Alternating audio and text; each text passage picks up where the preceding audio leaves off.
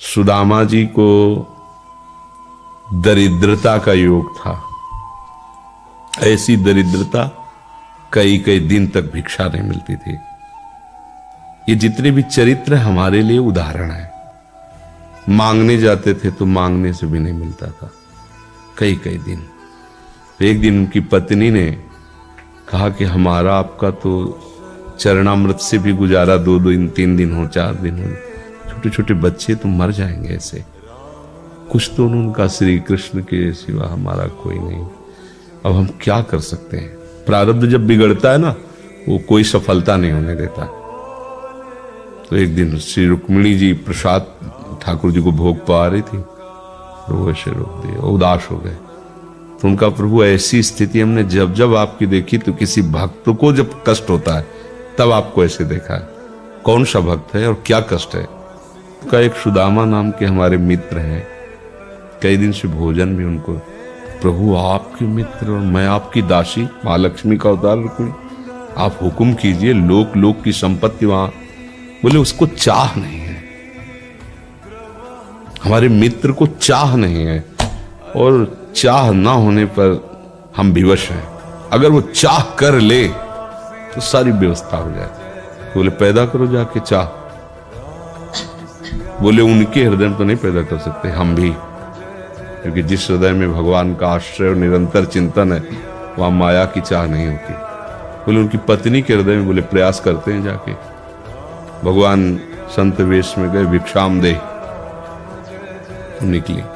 अतिथि का सत्कार करना गृहस्थ का धर्म होता है। हाथ जोड़ा और कहा हम असमर्थ हैं, आपको भिक्षा नहीं दे सकते। क्यों? बोले हम अपवित्र हैं, हमारे ऊपर सूतक लगा हुआ है। किस बात का सूतक? हमने एक पुत्र जन्मा है। तो ठीक है, हम 10-12 दिन बाद आ जाएंगे। बोले नहीं, आजीवन अपवित्र रहेंगे। वैसा कौन सा? बोले दरिद्रता रूपी। विद्वान की पत्नी है तो ऐसे उनका दरिद्रता रूपी पुत्र का जन्म, अर्थात सीधे कि मैं नहीं दे सकती या देने योग्य नहीं, ऐसा न कहीं कहा, मैं अपवित्र हूं। उनका दरिद्र कैसे हो सकती हो? जिनके पति के मित्र द्वारिकाधीश भगवान श्री कृष्ण है, वो दरिद्र कैसे हो सकता है? एक बार कहो ना अपने पति से। चले गए। जो सुदामा जी आए तो कहा कि देखो आज एक अतिथि आए थे, उनको मैं कुछ नहीं दे पाई, मुझे बहुत कष्ट है कि मेरे पुत्र और आए हुए अतिथि का भी हम स्वागत नहीं कर सकते, उनका भरण को। आपके मित्र द्वारिकाधीश प्रभु श्री कृष्ण। सुदामा जी ने कहा, बोले चले जाओ ना, वो कुछ न कुछ सहयोग कर देंगे। तो बोले हम ऐसे मित्र नहीं बनाए कि वो हमारा सहयोग करे, कभी नहीं, मर जाऊंगा, पर उनसे ये नहीं कहूंगा कि आप हमारा। बोले मत कहना, दर्शन के लिए तो चले जाओ, वो सुना है इतने उदार हैं कि जाने पर ही दे देंगे। सुदामा ने कहा दर्शन के लिए तो जा सकते हैं, बहुत दिन हो गए, ठीक है, पर मित्र के पास जाए तो कुछ लेके जाना चाहिए, मेरे पास तो कुछ नहीं है। पड़ोस में जैसे किसी से मांगने गई तो, अरे समय जब बिगड़ता कोई नहीं होता साथ। एक ने थोड़ी उदारता दिखाई तो चावल पछोरने पर जो आगे कणका होते चावल के, जो प्राय वो लिए सुदामा जी ने कहा हमारे प्रभु भाव के भूखे, कुछ ले जाएंगे, खाली हाथ तो नहीं है। पोट्री में सारांश में बता रहे, द्वारपालों ने देखा कि हड्डी हड्डी शरीर में कई जगह से फटे वस्त्र, भिवाई फटी हुई, उनको दिखाई दे रहा था दरिद्रता की मूर्ति है। तो उनका किससे मिलना है तुमको? तो उनका श्री कृष्ण से। बोले संभाल के बोलो, क्योंकि पार्षद है, अनंत कोट ब्रह्मांडों के नायक प्रभु के ऐसे बोले कोई श्री कृष्ण को ऐसे गली आए, उनका जाके तो तुम बोलो ना, श्री कृष्ण से जाके कह दो कि एक सुदामा नाम के ब्राह्मण आए हैं।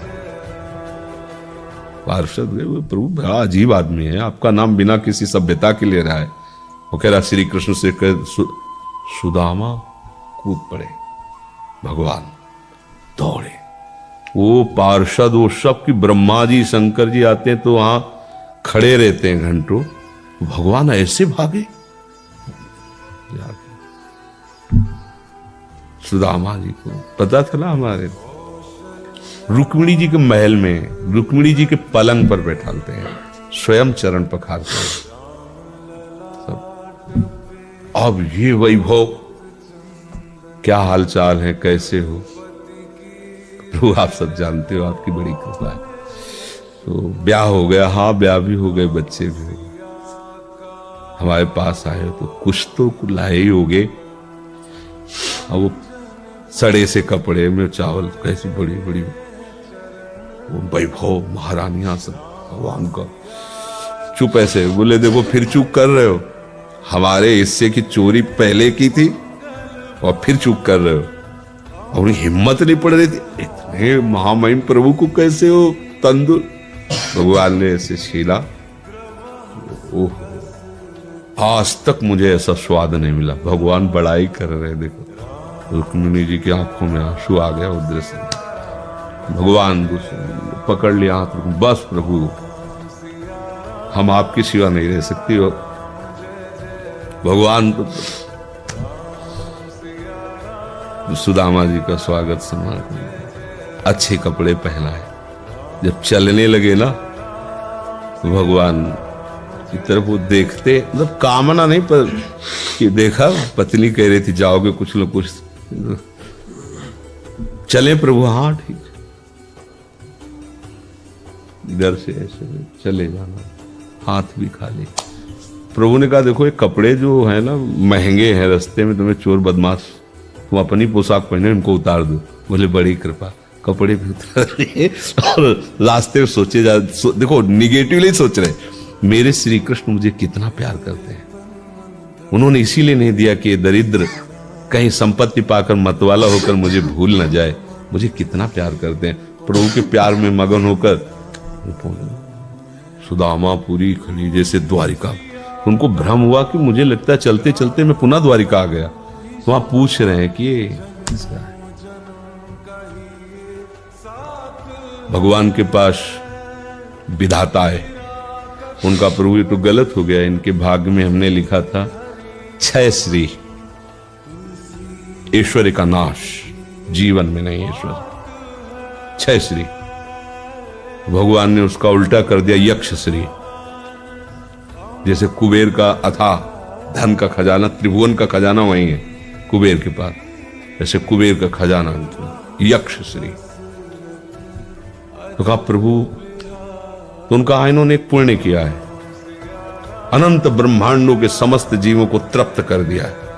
प्रभु खुद को खाने को नहीं तृप्त, बोले मेरे रोम रोम में करोड़ करोड़ ब्रह्मांड वास करते हैं, तो इनके तंदुलों से मैं तृप्त हो गया।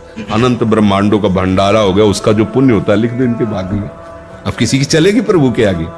तो एकमात्र प्रारब्ध को मिटाने वाले भगवान है, कर तुम अकर तुम अन्यथा कर तुम। आप भगवान की शरण होकर उनका नाम जप कीजिए और उनसे प्रार्थना कीजिए कि आपको उचित लगे तो समस्या का समाधान कर दीजिए, नहीं तो मुझे समस्या से लड़ने का बल और विवेक दीजिए, बात बन जाएगी।